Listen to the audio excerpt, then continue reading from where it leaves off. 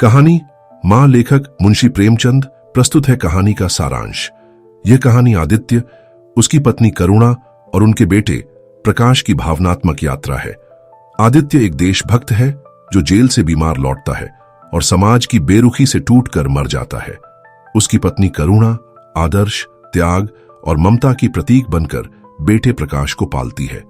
प्रकाश बड़ा होकर तेजस्वी लेकिन आत्म केंद्रित बनता है। वह विदेश जाकर अफसर बनना चाहता है, जबकि मां चाहती है कि वह पिता की तरह देश की सेवा करे। मां अंततः बेटे की इच्छा स्वीकार कर लेती है, पर जब बेटा विदेश से एक ठंडा औपचारिक पत्र भेजता है तो मां का मोह भंग हो जाता है।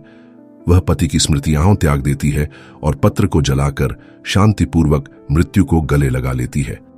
कहानी मां के त्याग, मातृत्व, आदर्शों और पीढ़ियों के बीच के अंतर को मार्मिक रूप से दर्शाती है। तो आइए सुनते हैं कहानी। मां आज बंदी छूटकर घर आ रहा है।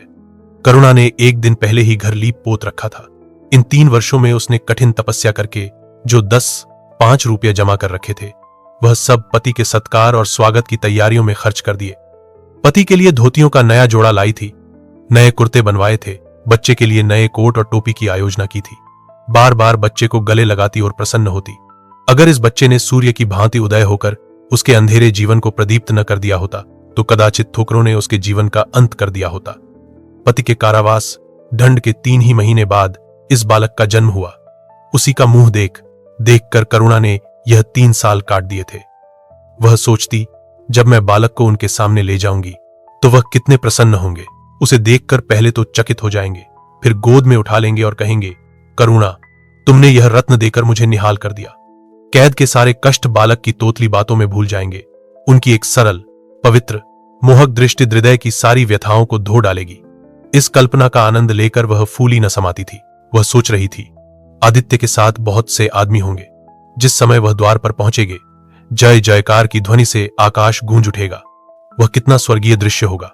उन आदमियों के बैठने के लिए करुणा ने एक फटा सा टाट बिछा दिया था, कुछ पान बना दिए थे और बार बार आशामय नेत्रों से द्वार की ओर ताकती थी। पति की वह सुदृढ़, उदार, तेजपूर्ण मुद्रा बार बार आंखों में फिर जाती थी। उनकी वे बातें बार बार याद आती थीं जो चलते समय उनके मुख से निकलती थी। उनका वह धैर्य, वह आत्मबल जो पुलिस के प्रहारों के सामने भी अटल रहा था, वह मुस्कुराहट जो उस समय भी उनके अधरों पर खेल रही थी, वह आत्माभिमान जो उस समय भी उनके मुख से टपक रहा था, क्या करुणा के हृदय से कभी विस्मृत हो सकता था? उसका स्मरण आते ही करुणा के निस्तेज मुख पर आत्मगौरव की लालिमा छा गई। यही वह अवलंब था जिसने इन 3 वर्षों की घोर यातनाओं में भी उसके हृदय को आश्वासन दिया था। कितनी ही रातें फाकों से गुजरी, बहुधा घर में दीपक जलने की नौबत भी न आती थी, पर दीनता के आंसू कभी उसकी आंखों से न गिरे। आज उन सारी विपत्तियों का अंत हो जाएगा। पति के प्रगाढ़ आलिंगन में वह सब कुछ हंसकर झेल लेगी। वह अनंत निधि पाकर फिर उसे कोई अभिलाषा न रहेगी। गगन पथ का चिरगामी लपका हुआ विश्राम की ओर चला जाता था, जहां संध्या ने सुनहरा फर्श सजाया था और उज्ज्वल पुष्पों की सेज बिछा रखी थी। उसी समय करुणा को एक आदमी लाठी टेकता आता दिखाई दिया, मानो किसी जीर्ण मनुष्य की वेदना ध्वनि हो। पग पग पर रुककर खांसने लगता थी। उसका सिर झुका हुआ था। करुणा उसका चेहरा न देख सकती थी, लेकिन चाल ढाल से कोई बूढ़ा आदमी मालूम होता था। पर एक क्षण में जब वह समीप आ गया तो करुणा पहचान गई, वह उसका प्यारा पति ही था। किंतु शोक, उसकी सूरत कितनी बदल गई थी। वह जवानी, वह तेज, वह चपलता, वह सुगठन सब प्रस्थान कर चुका था। केवल हड्डियों का एक ढांचा रह गया था। न कोई संगी, न साथी, न यार, न दोस्त। करुणा उसे पहचानते ही बाहर निकल आई, पर आलिंगन की कामना हृदय में दबकर रह गई। सारे मंसूबे धूल में मिल गए। सारा मनोल्लास आंसुओं के प्रवाह में बह गया, विलीन हो गया। आदित्य ने घर में कदम रखते ही मुस्कुराकर करुणा को देखा, पर उस मुस्कान में वेदना का एक संसार भरा हुआ था। करुणा ऐसी शिथिल हो गई मानो हृदय का स्पंदन रुक गया हो। वह फटी हुई आंखों से स्वामी की ओर टकटकी बांधे खड़ी थी, मानो उसे अपनी आंखों पर अब भी विश्वास न आता हो। स्वागत या दुख का एक शब्द भी उसके मुंह से न निकला। बालक भी गोद में बैठा हुआ सहमी आंखों से इस कंकाल को देख रहा था और माता की गोद में चिपटा जाता था। आखिर उसने कातर स्वर में कहा, यह तुम्हारी क्या दशा है? बिल्कुल पहचाने नहीं जाते। आदित्य ने उसकी चिंता को शांत करने के लिए मुस्कुराने की चेष्टा करके कहा, कुछ नहीं, जरा दुबला हो गया हूं। तुम्हारे हाथों का भोजन पाकर फिर स्वस्थ हो जाऊंगा। करुणा, छी, सूख कर कांटा हो गए। क्या वहां भरपेट भोजन नहीं मिलता? तुम कहते थे राजनैतिक आदमियों के साथ बड़ा अच्छा व्यवहार किया जाता है, और वह तुम्हारे साथी क्या हो गए जो तुम्हें आठों पहर घेरे रहते थे और तुम्हारे पसीने की जगह खून बहाने को तैयार रहते थे। आदित्य की त्योरियों पर बल पड़ गए। बोले, यह बड़ा ही कटु अनुभव है करुणा। मुझे न मालूम था कि मेरे कैद होते ही लोग मेरी ओर से यूं आंखें फेर लेंगे, कोई बात भी न पूछेगा। राष्ट्र के नाम पर मिटने वालों का यही पुरस्कार है, यह मुझे न मालूम था। जनता अपने सेवकों को बहुत जल्द भूल जाती है, यह तो मैं जानता था, लेकिन अपने सहयोगी और सहायक इतने बेवफा होते हैं, इसका मुझे यह पहला ही अनुभव हुआ। लेकिन मुझे किसी से शिकायत नहीं। सेवा स्वयं अपना पुरस्कार है। मेरी भूल थी कि मैं इसके लिए यश और नाम चाहता था। करुणा, तो क्या वहां भोजन भी न मिलता था? आदित्य, यह न पूछो करुणा, बड़ी करुण कथा है। बस यही गनीमत समझो कि जीता लौट आया। तुम्हारे दर्शन बदे थे, नहीं कष्ट तो ऐसे उठाए कि अब तक मुझे प्रस्थान कर जाना चाहिए था। मैं जरा लेटूंगा, खड़ा नहीं रहा जाता। दिन भर में इतनी दूर आया हूं। करुणा, चलकर कुछ खा लो तो आराम से लेटो। बालक को गोद में उठाकर, बाबूजी हैं बेटा, तुम्हारे बाबूजी, इनकी गोद में जाओ, तुम्हें प्यार करेंगे। आदित्य ने आंसू भरी आंखों से बालक को देखा और उनका एक एक रोम उनका तिरस्कार करने लगा। अपनी जीर्ण दशा पर उन्हें कभी इतना दुख न हुआ था। ईश्वर की असीम दया से यदि उनकी दशा संभल जाती तो वह फिर कभी राष्ट्रीय आंदोलन के समीप न जाते। इस फूल से बच्चे को यूं संसार में लाकर दरिद्रता की आग में झोंकने का उन्हें क्या अधिकार था? वह अब लक्ष्मी की उपासना करेंगे और अपना क्षुद्र जीवन बच्चे के लालन पालन के लिए अर्पित कर देंगे। उन्हें इस समय ऐसा ज्ञात हुआ कि बालक उन्हें उपेक्षा की दृष्टि से देख रहा है, मानो कह रहा है, मेरे साथ आपने कौन सा कर्तव्य पालन किया। उनकी सारी कामना, सारा प्यार बालक को हृदय से लगा देने के लिए अधीर हो उठा, पर हाथ फैल न सके। हाथों में शक्ति ही न थी। करुणा बालक को लिए हुए उठी और थाली में कुछ भोजन निकालकर लाई। आदित्य ने क्षुधापूर्ण नेत्रों से थाली की ओर देखा, मानो आज बहुत दिनों के बाद कोई खाने की चीज सामने आई है। जानता था कि कई दिनों के उपवास के बाद और आरोग्य की इस गई गुजरी दशा में उसे जबान को काबू में रखना चाहिए, पर सब्र न कर सका। थाली पर टूट पड़ा और देखते देखते थाली साफ कर दी। करुणा सशंक हो गई। उसने दोबारा किसी चीज के लिए न पूछा। थाली उठाकर चली गई, पर उसका दिल कह रहा था, इतना तो कभी न खाते थे। करुणा बच्चे को कुछ खिला रही थी कि एकाएक कानों में आवाज आई, करुणा। करुणा ने आकर पूछा, क्या तुमने मुझे पुकारा है? आदित्य का चेहरा पीला पड़ गया था और सांस जोर जोर से चल रही थी। हाथों के सहारे वहीं टाट पर लेट गए थे। करुणा उनकी यह हालत देखकर घबरा गई। बोली, जाकर किसी वैद्य को बुला लाऊं? आदित्य ने हाथ के इशारे से उसे मना करके कहा, व्यर्थ है करुणा, अब तुमसे छिपाना व्यर्थ है। मुझे तपेदिक हो गया है, कई बार मरते मरते बच गया हूं। तुम लोगों के दर्शन बदे थे, इसलिए प्राण न निकलते थे। देखो प्रिय, रो मत। करुणा ने सिसकियों को दबाते हुए कहा, मैं वैद्य को लेकर अभी आती हूं। आदित्य ने फिर सिर हिलाया, नहीं करुणा, केवल मेरे पास बैठी रहो, अब किसी से कोई आशा नहीं है। डॉक्टरों ने जवाब दे दिया है। मुझे तो यह आश्चर्य है कि यहां पहुंच कैसे गया। न जाने कौन दैवी शक्ति मुझे वहां से खींच लाई। कदाचित यह इस बुझते हुए दीपक की अंतिम झलक थी। आह, मैंने तुम्हारे साथ बड़ा अन्याय किया, इसका मुझे हमेशा दुख रहेगा। मैं तुम्हें कोई आराम न दे सका, तुम्हारे लिए कुछ न कर सका, केवल सुहाग का दाग लगाकर और एक बालक के पालन का भार छोड़कर चला जा रहा हूं। आह, करुणा ने हृदय को दृढ़ करके कहा, तुम्हें कहीं दर्द तो नहीं है? आग बना लाऊं? कुछ बताते क्यों नहीं? आदित्य ने करवट बदलकर कहा, कुछ करने की जरूरत नहीं प्रिय, कहीं दर्द नहीं, बस ऐसा मालूम हो रहा है कि दिल बैठा जाता है, जैसे पानी में डूबा जाता हूं। जीवन की लीला समाप्त हो रही है। दीपक को बुझते हुए देख रहा हूं, कह नहीं सकता, कब आवाज बंद हो जाए। जो कुछ कहना है वह कह डालना चाहता हूं। क्यों वह लालसा ले जाऊं? मेरे एक प्रश्न का जवाब दोगी? पूछूं? करुणा के मन की सारी दुर्बलता, सारा शोक, सारी वेदना मानो लुप्त हो गई और उनकी जगह उस आत्मबल का उदय हुआ जो मृत्यु पर हौंसता है और विपत्ति के सांपों से खेलता है। रत्नजटित मखमली म्यान में जैसे तेज तलवार छिपी रहती है, जल के कोमल प्रवाह में जैसे असीम शक्ति छिपी रहती है, वैसे ही रमणी का कोमल हृदय साहस और धैर्य को अपनी गोद में छिपाए रहता है। क्रोध जैसे तलवार को बाहर खींच लेता है, विज्ञान जैसे जल शक्ति का उद्घाटन कर लेता है, वैसे ही प्रेम रमणी के साहस और धैर्य को प्रदीप्त कर देता है। करुणा ने पति के सिर पर हाथ रखते हुए कहा, पूछते क्यों नहीं प्यारे? आदित्य ने करुणा के हाथों के कोमल स्पर्श का अनुभव करते हुए कहा, तुम्हारे विचार में मेरा जीवन कैसा था? बधाई के योग्य। देखो, तुमने मुझसे कभी पर्दा नहीं रखा। इस समय भी स्पष्ट कहना, तुम्हारे विचार में मुझे अपने जीवन पर हंसना चाहिए या रोना चाहिए? करुणा ने उल्लास के साथ कहा, यह प्रश्न क्यों करते हो प्रियतम? क्या मैंने तुम्हारी उपेक्षा कभी की है? तुम्हारा जीवन देवताओं का सा जीवन था, स्वार्थ, निर्लिप्त और आदर्श।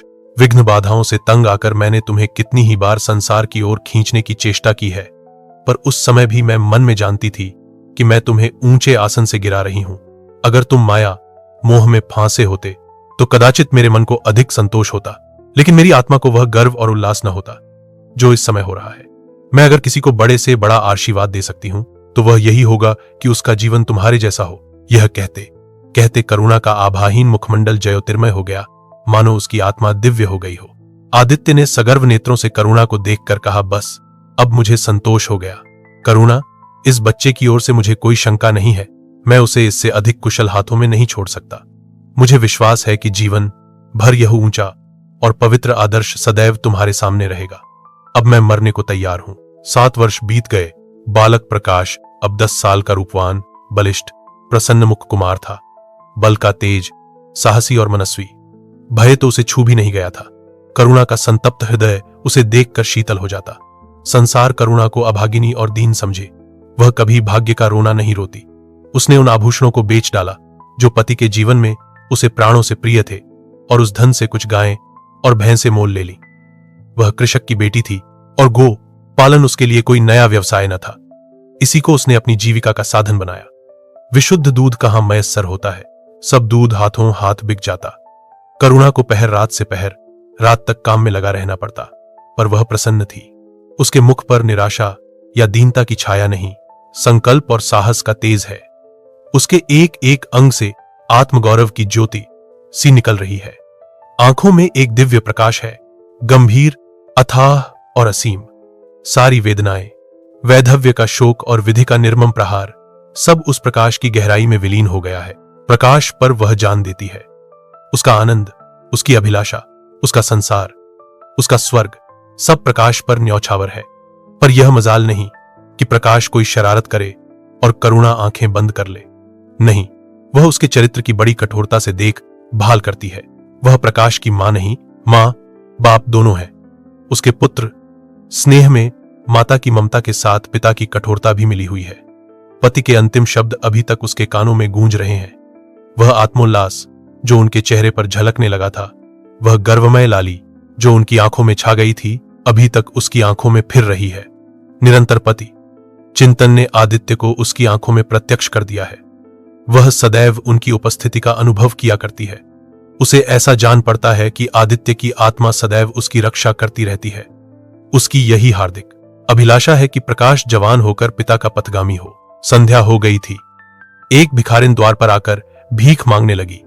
करुणा उस समय गऊ को पानी दे रही थी। प्रकाश बाहर खेल रहा था। बालक ही तो ठहरा, शरारत सूझी। घर में गया और कटोरे में थोड़ा सा भूसा लेकर बाहर निकला। भिखारिन ने अपनी झेली फैला दी। प्रकाश ने भूसा उसकी झोली में डाल दिया और जोर जोर से तालियां बजाता हुआ भागा। भिखारिन ने अग्निमय नेत्रों से देखकर कहा, वाह रे लाडले, मुझसे हौसी करने चला है। यही मां बाप ने सिखाया है, तब तो खूब कुल का नाम जगाओगे। करुणा उसकी बोली सुनकर बाहर निकल आई और पूछा, क्या है माता, किसे कह रही हो? भिखारिन ने प्रकाश की तरफ इशारा करके कहा, वह तुम्हारा लड़का है ना? देखो, कटोरे में भूसा भरकर मेरी झोली में डाल गया है। चुटकी भर आटा था, वह भी मिट्टी में मिल गया। कोई इस तरह दुखियों को सताता है। सबके दिन एक से नहीं रहते। आदमी को घमंड न करना चाहिए।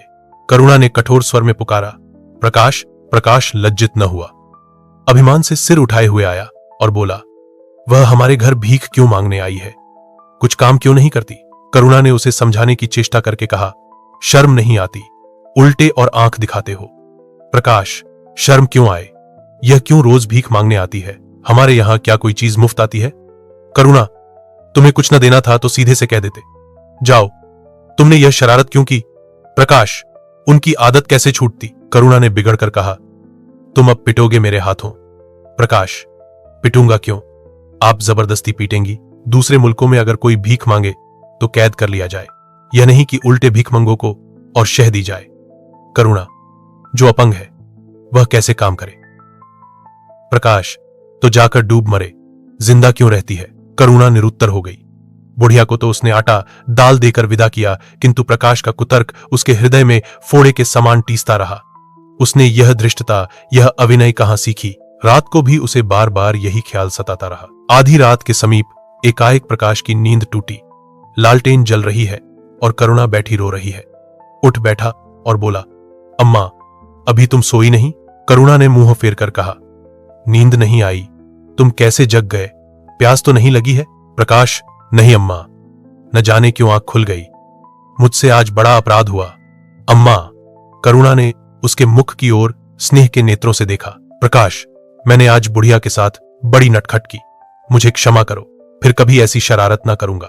यह कहकर रोने लगा। करुणा ने स्नेहार्द्र होकर उसे गले लगा लिया और उसके कपोलों का चुंबन करके बोली, बेटा, मुझे खुश करने के लिए यह कह रहे हो या तुम्हारे मन में सचमुच पछतावा हो रहा है? प्रकाश ने सिसकते हुए कहा, नहीं अम्मा, मुझे दिल से अफसोस हो रहा है। अब कि वह बुढ़िया आएगी तो मैं उसे बहुत से पैसे दूंगा। करुणा का हृदय मतवाला हो गया। ऐसा जान पड़ा आदित्य सामने खड़े बच्चे को आशीर्वाद दे रहे हैं और कह रहे हैं, करुणा, क्षोभ मत कर। प्रकाश अपने पिता का नाम रोशन करेगा। तेरी संपूर्ण कामनाएं पूरी हो जाएंगी। लेकिन प्रकाश के कर्म और वचन में मेल न था और दिनों के साथ उसके चरित्र का अंग प्रत्यक्ष होता जाता था। जहीन था ही। विश्वविद्यालय से उसे वजीफे मिलते थे। करुणा भी उसकी यथेष्ट सहायता करती थी, फिर भी उसका खर्च पूरा न पड़ता था। वह मितव्ययता और सरल जीवन पर विद्वत्ता से भरे हुए व्याख्यान दे सकता था, पर उसका रहन सहन फैशन के अंधभक्तों से जौ भर घटकर न था। प्रदर्शन की धुन उसे हमेशा सवार रहती थी। उसके मन और बुद्धि में निरंतर द्वंद्व होता रहता था। मन जाति की ओर था, बुद्धि अपनी ओर। बुद्धि मन को दबाए रहती थी। उसके सामने मन की एक न चलती थी। जाति सेवा ऊसर की खेती है। वहां बड़े से बड़ा उपहार जो मिल सकता है वह है गौरव और यश, पर वह भी स्थायी नहीं। इतना अस्थिर कि क्षण में जीवन भर की कमाई पर पानी फिर सकता है। अतएव उसका अंत करण अनिवार्य वेग के साथ विलासमय जीवन की ओर झुकता था। यहां तक कि धीरे धीरे उसे त्याग और निग्रह से घृणा होने लगी। वह दुर्वस्था और दरिद्रता को हेय समझता था। उसके हृदय न था, भाव न थे, केवल मस्तिष्क था। मस्तिष्क में दर्द कहां? वहां तो तर्क है, मंसूबे हैं। सिंध में बाढ़ आई, हजारों आदमी तबाह हो गए। विद्यालय ने वहां एक सेवा समिति भेजी। प्रकाश के मन में द्वंद्व होने लगा, जाऊं या न जाऊं। इतने दिनों अगर वह परीक्षा की तैयारी करे तो प्रथम श्रेणी में पास हो। चलते समय उसने बीमारी का बहाना कर दिया। करुणा ने लिखा, तुम सिंध न गए, इसका मुझे दुख है। तुम बीमार रहते हुए भी वहां जा सकते थे। समिति में चिकित्सक भी तो थे। प्रकाश ने पत्र का उत्तर न दिया। उड़ीसा में अकाल पड़ा। प्रजा मक्खियों की तरह मरने लगी। कांग्रेस ने पीड़ितों के लिए एक मिशन तैयार किया। उन्हीं दिनों विद्यालयों ने इतिहास के छात्रों को ऐतिहासिक खोज के लिए लंका भेजने का निश्चय किया। करुणा ने प्रकाश को लिखा, तुम उड़ीसा जाओ। किंतु प्रकाश लंका जाने को लालायित था। वह कई दिन इसी दुविधा में रहा। अंत को सीलोन ने उड़ीसा पर विजय पाई। करुणा ने अब की उसे कुछ न लिखा, चुपचाप रोती रही। सीलोन से लौटकर प्रकाश छुट्टियों में घर गया। करुणा उससे खिंची खिंची रही। प्रकाश मन में लज्जित हुआ और संकल्प किया कि अब की कोई अवसर आया तो अम्मा को अवश्य प्रसन्न करूंगा। यह निश्चय करके वह विद्यालय लौटा। लेकिन यहां आते ही फिर परीक्षा की फिक्र सवार हो गई। यहां तक कि परीक्षा के दिन आ गए, मगर इम्तिहान से फुर्सत पाकर भी प्रकाश घर न गया। विद्यालय के एक अध्यापक काश्मीर सैर करने जा रहे थे। प्रकाश उन्हीं के साथ काश्मीर चल खड़ा हुआ। जब परीक्षा फल निकला और प्रकाश प्रथम आया, तब उसे घर की याद आई। उसने तुरंत करुणा को पत्र लिखा और अपने आने की सूचना दी। माता को प्रसन्न करने के लिए उसने 2-4 शब्द जाति सेवा के विषय में भी लिखे। अब मैं आपकी आज्ञा का पालन करने को तैयार हूं। मैंने शिक्षा संबंधी कार्य करने का निश्चय किया है। इसी विचार से मैंने वह विशिष्ट स्थान प्राप्त किया है। हमारे नेता भी तो विद्यालयों के आचार्यों ही का सम्मान करते हैं। अभी तक इन उपाधियों के मोह से वे मुक्त नहीं हुए हैं। हमारे नेता भी योग्यता, सदुत्साह, लगन का उतना सम्मान नहीं करते जितना उपाधियों का। अब मेरी इज्जत करेंगे और जिम्मेदारी का काम सौंपेंगे जो पहले मांगे भी न मिलता। करुणा की आस फिर बौंधी। विद्यालय खुलते ही प्रकाश के नाम रजिस्ट्रार का पत्र पहुंचा। उन्होंने प्रकाश को इंग्लैंड जाकर विद्याभ्यास करने के लिए सरकारी वजीफे की मंजूरी की सूचना दी थी। प्रकाश पत्र हाथ में लिए हर्ष के उन्माद में जाकर मां से बोला, अम्मा, मुझे इंग्लैंड जाकर पढ़ने के लिए सरकारी वजीफा मिल गया। करुणा ने उदासीन भाव से पूछा, तो तुम्हारा क्या इरादा है? प्रकाश, मेरा इरादा ऐसा अवसर पाकर भला कौन छोड़ता है। करुणा, तुम तो स्वयं सेवकों में भर्ती होने जा रहे थे। प्रकाश, तो आप समझती हैं स्वयं सेवक बन जाना ही जाति सेवा है। मैं इंग्लैंड से आकर भी तो सेवा कार्य कर सकता हूं। और अम्मा, सच पूछो तो एक मजिस्ट्रेट अपने देश का जितना उपकार कर सकता है उतना 1000 स्वयं सेवक मिलकर भी नहीं कर सकते। मैं तो सिविल सर्विस की परीक्षा में बैठूंगा और मुझे विश्वास है कि सफल हो जाऊंगा। करुणा ने चकित होकर पूछा, तो क्या तुम मजिस्ट्रेट हो जाओगे? प्रकाश, सेवा भाव रखने वाला एक मजिस्ट्रेट कांग्रेस के 1000 सभापतियों से ज्यादा उपकार कर सकता है। अखबारों में उसकी लंबी लंबी तारीफें न छपेंगी, उसकी वक्तृताओं पर तालियां न बजेंगी, जनता उसके जुलूस की गाड़ी न खींचेगी और न विद्यालयों के छात्र उसको अभिनंदन पत्र देंगे। पर सच्ची सेवा मजिस्ट्रेट ही कर सकता है। करुणा ने आपत्ति के भाव से कहा, लेकिन यही मजिस्ट्रेट तो जाति के सेवकों को सजाएं देते हैं, उन पर गोलियां चलाते हैं। प्रकाश, अगर मजिस्ट्रेट के हृदय में परोपकार का भाव है तो वह नरमी से वही काम करता है जो दूसरे गोलियां चलाकर भी नहीं कर सकते। करुणा, मैं यह नहीं मानूंगी। सरकार अपने नौकरों को इतनी स्वाधीनता नहीं देती। वह एक नीति बना देती है और हर एक सरकारी नौकर को उसका पालन करना पड़ता है। सरकार की पहली नीति यह है कि वह दिन दिन अधिक संगठित और दृढ़ हो। इसके लिए स्वाधीनता के भावों का दमन करना जरूरी है। अगर कोई मजिस्ट्रेट इस नीति के विरुद्ध काम करता है तो वह मजिस्ट्रेट न रहेगा। वह हिंदुस्तानी था जिसने तुम्हारे बाबूजी को जरा सी बात पर 3 साल की सजा दे दी। इसी सजा ने उनके प्राण लिए। बेटा, मेरी इतनी बात मानो, सरकारी पदों पर न गिरो। मुझे यह मंजूर है कि तुम मोटा खाकर और मोटा पहनकर देश की कुछ सेवा करो, इसके बदले कि तुम हाकिम बन जाओ और शान से जीवन बिताओ। यह समझ लो कि जिस दिन तुम हाकिम की कुर्सी पर बैठोगे उस दिन से तुम्हारा दिमाग हाकिमों का सा हो जाएगा। तुम यही चाहेगे कि अफसरों में तुम्हारी नेकनामी और तरक्की हो। एक गोंवारू मिसाल लो। लड़की जब तक मैके में कुंवारी रहती है वह अपने को उसी घर की समझती है, लेकिन जिस दिन ससुराल चली जाती है वह अपने घर को दूसरों का घर समझने लगती है। माँ, बाप, भाई, बंद सब वही रहते हैं, लेकिन वह घर अपना नहीं रहता। यही दुनिया का दस्तूर है। प्रकाश ने खींचकर कहा, तो क्या आप यही चाहती हैं कि मैं जिंदगी भर चारों तरफ ठोकरें खाता फिरूं? करुणा कठोर नेत्रों से देखकर बोली, अगर ठोकर खाकर आत्मा स्वाधीन रह सकती है तो मैं कहूंगी ठोकर खाना अच्छा है। प्रकाश ने निश्चयात्मक भाव से पूछा, तो आपकी यही इच्छा है? करुणा ने उसी स्वर में उत्तर दिया, हां, मेरी यही इच्छा है। प्रकाश ने कुछ जवाब न दिया, उठकर बाहर चला गया और तुरंत रजिस्ट्रार को इनकारी पत्र लिख भेजा। मगर उसी क्षण से मानो उसके सिर पर विपत्ति ने आसन जमा लिया। विरक्त और विमन अपने कमरे में पड़ा रहता, न कहीं घूमने जाता, न किसी से मिलता, मुंह लटकाए भीतर आता और फिर बाहर चला जाता। यहां तक महीना गुजर गया। न चेहरे पर वह लाली रही, न वह ओज। आंखें अनाथों के मुख की भांति याचना से भरी हुई। ओठ हौंसना भूल गए। मानो उस इनकारी पत्र के साथ उसकी सारी सजीवता और चपलता, सारी सरलता विदा हो गई। करुणा उसके मनोभाव समझती थी और उसके शोक को भुलाने की चेष्टा करती थी, पर रूठे देवता प्रसन्न न होते थे। आखिर एक दिन उसने प्रकाश से कहा, बेटा, अगर तुमने विलायत जाने की ठान ही ली है तो चले जाओ, मना न करूंगी। मुझे खेद है कि मैंने तुम्हें रोका। अगर मैं जानती कि तुम्हें इतना आघात पहुंचेगा तो कभी न रोकती। मैंने तो केवल इस विचार से रोका था कि तुम्हें जाति सेवा में मग्न देखकर तुम्हारे बाबूजी की आत्मा प्रसन्न होगी। उन्होंने चलते समय यही वसीयत की थी। प्रकाश ने रूखाई से जवाब दिया, अब क्या जाऊंगा, इनकारी खत लिख चुका। मेरे लिए कोई अब तक बैठा थोड़े ही होगा, कोई दूसरा लड़का चुन लिया होगा, और फिर करना ही क्या है। जब आपकी मर्जी है कि गांव गांव की खाक छानता फिरूं तो वही सही। करुणा का गर्व चूर चूर हो गया। इस अनुमति से उसने बाधा का काम लेना चाहा था, पर सफल न हुई। बोली, अभी कोई न चुना गया होगा, लिख दो, मैं जाने को तैयार हूं। प्रकाश ने झुंझलाकर कहा, अब कुछ नहीं हो सकता, लोग हंसी उड़ाएंगे। मैंने तय कर लिया है कि जीवन को आपकी इच्छा के अनुकूल बनाऊंगा। करुणा, तुमने अगर शुद्ध मन से यह इरादा किया होता तो यूं न रहते। तुम मुझसे सत्याग्रह कर रहे हो। अगर मन को दबाकर मुझे अपनी राह का कांटा समझकर तुमने मेरी इच्छा पूरी भी की तो क्या? मैं तो जब जानती कि तुम्हारे मन में आप सेवा का भाव उत्पन्न होता। तुम आज ही रजिस्ट्रार साहब को पत्र लिख दो। प्रकाश, अब मैं नहीं लिख सकता। तो इसी शोक में तने बैठे रहोगे? लाचारी है। करुणा ने और कुछ न कहा। जरा देर में प्रकाश ने देखा कि वह कहीं जा रही है, मगर वह कुछ बोला नहीं। करुणा के लिए बाहर आना जाना कोई असाधारण बात न थी, लेकिन जब संध्या हो गई और करुणा न आई तो प्रकाश को चिंता होने लगी। अम्मा कहाँ गईं? यह प्रश्न बार बार उसके मन में उठने लगा। प्रकाश सारी रात द्वार पर बैठा रहा।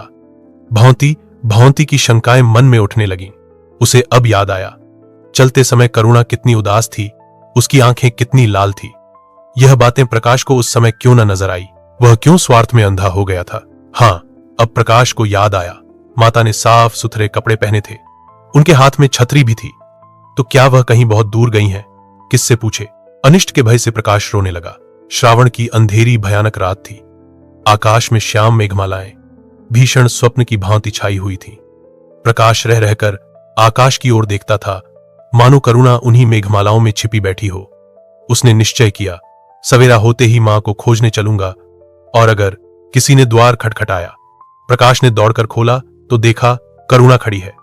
उसका मुख मंडल इतना खोया हुआ, इतना करुण था, जैसे आज ही उसका सुहाग उठ गया है, जैसे संसार में अब उसके लिए कुछ नहीं रहा, जैसे वह नदी के किनारे खड़ी अपनी लदी हुई नाव को डूबते देख रही है और कुछ कर नहीं सकती।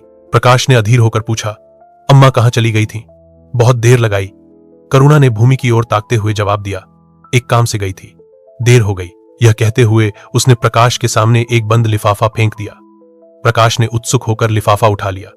ऊपर ही विद्यालय की मुहर थी। तुरंत ही लिफाफा खोलकर पढ़ा। हल्की सी लालिमा चेहरे पर दौड़ गई।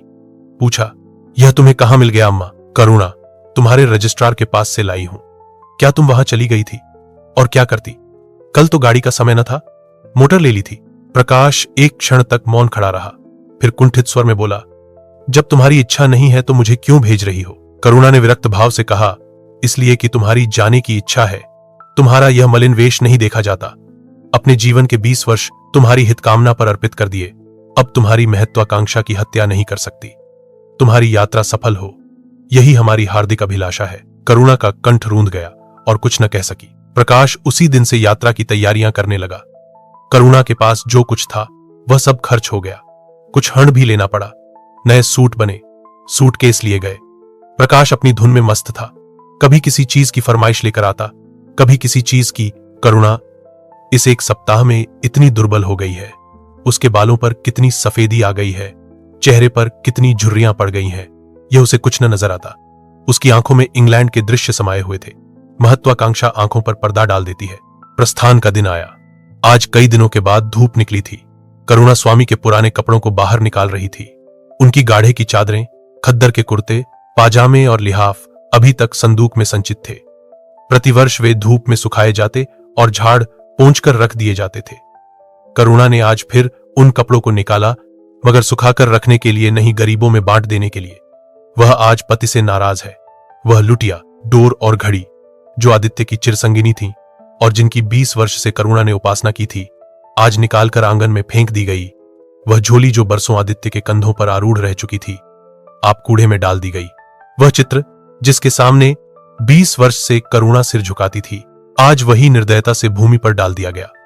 पति का कोई स्मृति चिन्ह वह अब अपने घर में नहीं रखना चाहती। उसका अंतकरण शोक और निराशा से विदीर्ण हो गया है और पति के सिवा वह किस पर क्रोध उतारे? कौन उसका अपना है? वह किससे अपनी व्यथा कहे, किसे अपनी छाती चीरकर दिखाए? वह होते तो क्या प्रकाश दास्ता की जंजीर गले में डालकर फूला न समाता? उसे कौन समझाए कि आदित्य भी इस अवसर पर पछताने के सिवा और कुछ न कर सकते। प्रकाश के मित्रों ने आज उसे विदाई का भोज दिया था। वहां से वह संध्या समय कई मित्रों के साथ मोटर पर लौटा। सफर का सामान मोटर पर रख दिया गया। तब वह अंदर आकर मां से बोला, अम्मा, जाता हूं, बंबई पहुंचकर पत्र लिखूंगा।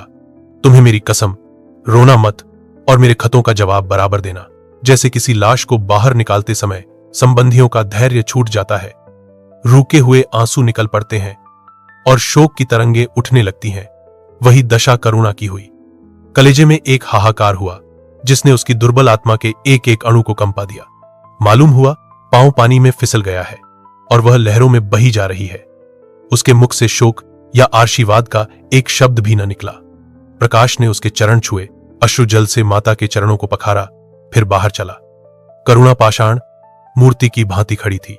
सहसा ग्वाले ने आकर कहा, बहू जी, भैया चले गए। बहुत रोते थे। तब करुणा की समाधि टूटी। देखा सामने कोई नहीं है। घर में मृत्यु का सास सन्नाटा छाया हुआ है और मानो हृदय की गति बंद हो गई है। सहसा करुणा की दृष्टि ऊपर उठ गई। उसने देखा कि आदित्य अपनी गोद में प्रकाश की निर्जीव देह लिए खड़े हो रहे हैं। करुणा पछाड़ खाकर गिर पड़ी। करुणा जीवित थी, पर संसार से उसका कोई नाता न था। उसका छोटा सा संसार, जिसे उसने अपनी कल्पनाओं के हृदय में रचा था, स्वप्न की भांति अनंत में विलीन हो गया था। जिस प्रकाश को सामने देखकर वह जीवन की अंधेरी रात में भी हृदय में आशाओं की संपत्ति लिए जी रही थी, वह बुझ गया और संपत्ति लुट गई। अब न कोई आश्रय था और न उसकी जरूरत। जिन गऊं को वह दोनों वक्त अपने हाथों से दाना चारा देती और सहलाती थी, वे अब खूंटे पर बौंधी निराश नेत्रों से द्वार की ओर ताकती रहती थीं। बछड़ों को गले लगाकर पुचकारने वाला अब कोई न था, जिसके लिए दूध दुहे मट्ठा निकाले खाने वाला कौन था। करुणा ने अपने छोटे से संसार को अपने ही अंदर समेट लिया था, किंतु एक ही सप्ताह में करुणा के जीवन ने फिर रंग बदला। उसका छोटा सा संसार फैलते फैलते विश्वव्यापी हो गया। जिस लंगर ने नौका को तट से एक केंद्र पर बांध रखा था, वह उखड़ गया। अब नौका सागर के अशेष विस्तार में भ्रमण करेगी, चाहे वह उद्दाम तरंगों के वक्ष में ही क्यों न विलीन हो जाए। करुणा द्वार पर आ बैठती और मोहल्ले भर के लड़कों को जमा करके दूध पिलाती। दोपहर तक मक्खन निकालती और वह मक्खन मोहल्ले के लड़के खाते। फिर भांति भांति के पकवान बनाती और कुत्तों को खिलाती। अब यही उसका नित्य का नियम हो गया। चिड़ियां, कुत्ते, बिल्लियां, चींटे, चींटियां सब अपने हो गए। प्रेम का वह द्वार अब किसी के लिए बंद न था। उस अंगुल भर जगह में, जो प्रकाश के लिए भी काफी न थी, अब समस्त संसार समा गया था। एक दिन प्रकाश का पत्र आया। करुणा ने उसे उठाकर फेंक दिया। फिर थोड़ी देर के बाद उसे उठाकर फाड़ डाला और चिड़ियों को दाना चुगाने लगी। मगर जब निशा योगिनी ने अपनी धूनी जलाई और वेदनाएं उससे वरदान मांगने के लिए विकल होकर चली, तो करुणा की मनोवेदना भी सजग हो उठी। प्रकाश का पत्र पढ़ने के लिए उसका मन व्याकुल हो उठा। उसने सोचा, प्रकाश मेरा कौन है? मेरा उससे क्या प्रयोजन? हां, प्रकाश मेरा कौन है? हां, प्रकाश मेरा कौन है? हृदय ने उत्तर दिया, प्रकाश तेरा सर्वस्व है। वह तेरे उस अमर प्रेम की निशानी है जिससे तू सदैव के लिए वंचित हो गई। वह तेरा प्राण है, तेरे जीवन दीपक का प्रकाश, तेरी वंचित कामनाओं का माधुर्य, तेरे अश्रुजल में विहार करने वाला होश। करुणा उस पत्र के टुकड़ों को जमा करने लगी, माना उसके प्राण बिखर गए हों। एक एक टुकड़ा उसे अपने खोए हुए प्रेम का एक पदचिन्ह सा मालूम होता था। जब सारे पुर्जे जमा हो गए तो करुणा दीपक के सामने बैठकर उसे जोड़ने लगी, जैसे कोई वियोगी हृदय प्रेम के टूटे हुए तारों को जोड़ रहा हो। हाय री ममता! वह अभागिन सारी रात उन पुर्जों को जोड़ने में लगी रही। पत्र दोनों ओर लिखा था, इसलिए पुर्जों को ठीक स्थान पर रखना और भी कठिन था। कोई शब्द, कोई वाक्य बीच में गायब हो जाता। उस एक टुकड़े को वह फिर खोजने लगती। सारी रात बीत गई, पर पत्र अभी तक अपूर्ण था। दिन चढ़ाया। मोहल्ले के लौंडे मक्खन और दूध की चाह में एकत्र हो गए। कुत्तों और बिल्लियों का आगमन हुआ। चिड़ियां आकर आंगन में फुदकने लगी। कोई ओखली पर बैठी, कोई तुलसी के चौतरे पर करुणा को सिर उठाने तक की फुर्सत नहीं। दोपहर हुआ, करुणा ने सिर न उठाया। न भूख थी न प्यास। फिर संध्या हो गई, पर वह पत्र अभी तक अधूरा था। पत्र का आशय समझ में आ रहा था। प्रकाश का जहाज कहीं से कहीं जा रहा है। उसके हृदय में कुछ उठा हुआ है। क्या उठा हुआ है, यह करुणा न सोच सकी। करुणा पुत्र की लेखनी से निकले हुए एक एक शब्द को पढ़ना और उसे हृदय पर अंकित कर लेना चाहती थी। इस भांति 3 दिन गुजर गए। संध्या हो गई थी। 3 दिन की जागी आंखें जरा झपक गई। करुणा ने देखा, एक लंबा चौड़ा कमरा है। उसमें मेजें और कुर्सियां लगी हुई हैं। बीच में ऊंचे मंच पर कोई आदमी बैठा हुआ है। करुणा ने ध्यान से देखा, प्रकाश था। एक क्षण में एक कैदी उसके सामने लाया गया। उसके हाथ पांव में जंजीर थी, कमर झुकी हुई। यह आदित्य थे। करुणा की आंखें खुल गईं, आंसू बहने लगे। उसने पत्र के टुकड़ों को फिर समेट लिया और उसे जलाकर राख कर डाला। राख की एक चुटकी के सिवा वहां कुछ न रहा जो उसके हृदय में विदीर्ण किए डालती थी। इसी एक चुटकी राख में उसका गुड़ियों वाला बचपन, उसका संतप्त यौवन और उसका तृष्णामय वैधव्य सब समा गया। प्रातकाल लोगों ने देखा, पक्षी पिंजड़े से उड़ चुका था। आदित्य का चित्र अब भी उसके शून्य हृदय से चिपटा हुआ था। भग्न हृदय पति की स्नेह स्मृति में विश्राम कर रहा था और प्रकाश का जहाज यूरोप चला जा रहा था।